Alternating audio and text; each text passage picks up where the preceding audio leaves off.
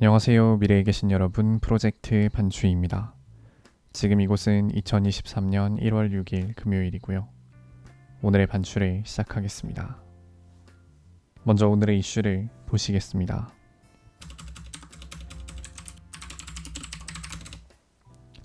첫 번째 이슈는 검찰 출석입니다.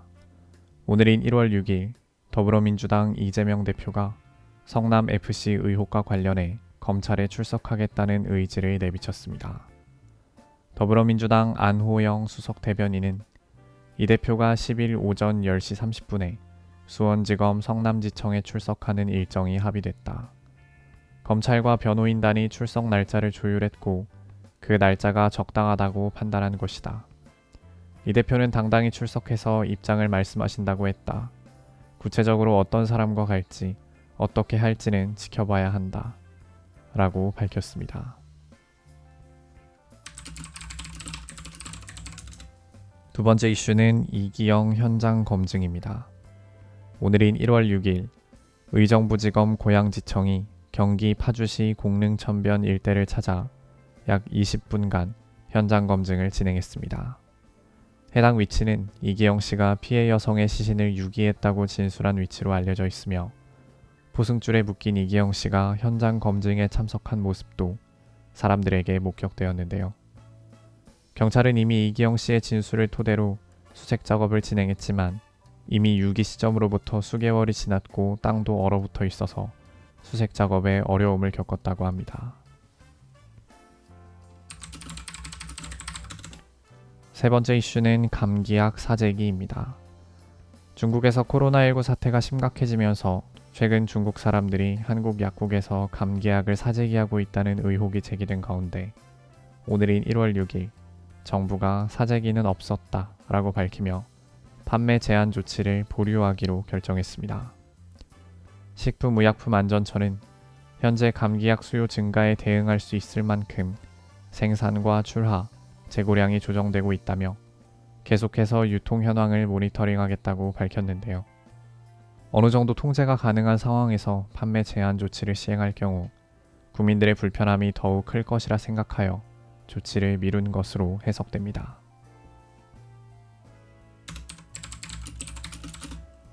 다음은 날짜별 테마를 보시겠습니다.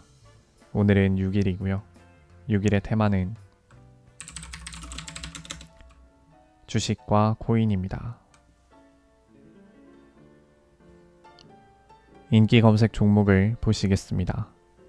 1위는 삼성전자 59,000원, 2위는 카카오 57,200원, 3위는 타이거 200IT 27,200원, 4위는 LG화학 594,000원, 5위는 코오롱 인더우 23,900원, 6위는 브랜드 엑스코퍼레이션 6,330원, 7위는 인터로조 28,200원, 8위는 타이거 200 36,40원, 9위는 네이버 185,000원, 10위는 한국조선해양 74,000원입니다.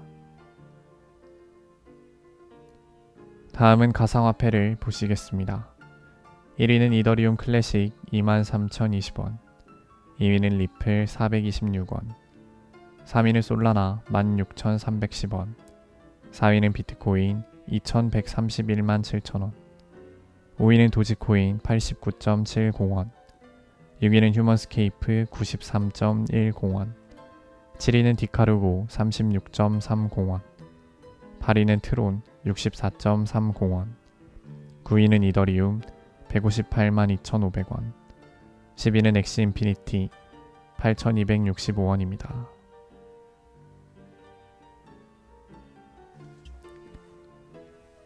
이제 여담 시간입니다. 오늘의 여담 주제는 대북 확성기 재개의 임박입니다.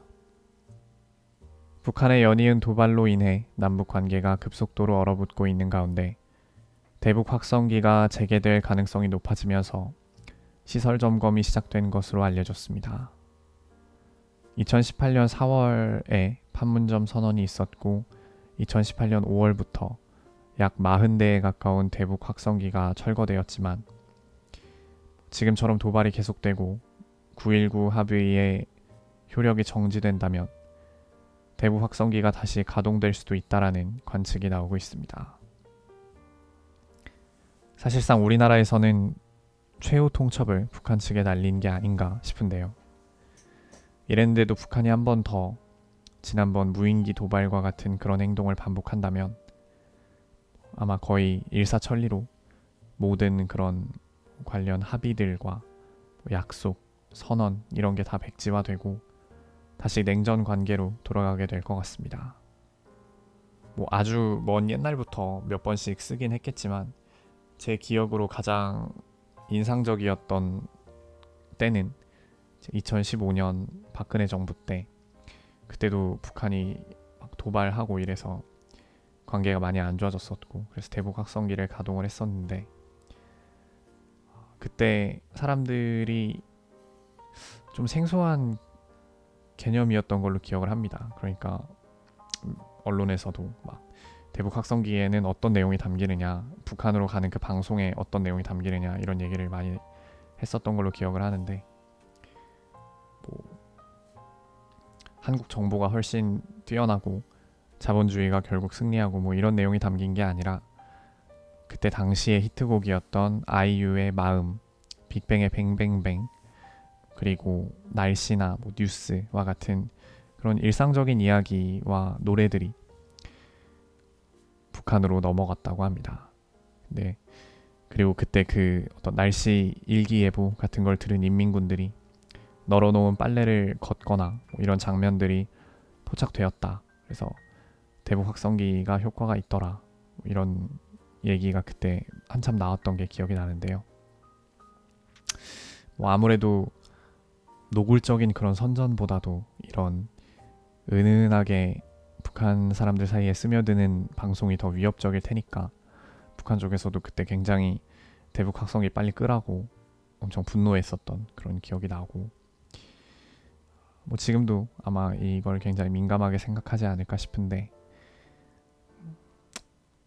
만약 다시 재가동된다면 또 이것이 미래에 어떤 영향을 미치게 될지 좀 걱정이 되는 것 같습니다.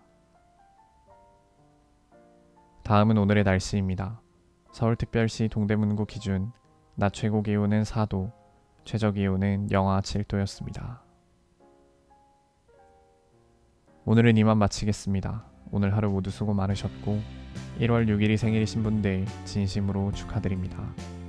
미래에 계신 분들 모두 과거를 거울 삼아 지혜로운 미래를 보내시기 바랍니다. 감사합니다.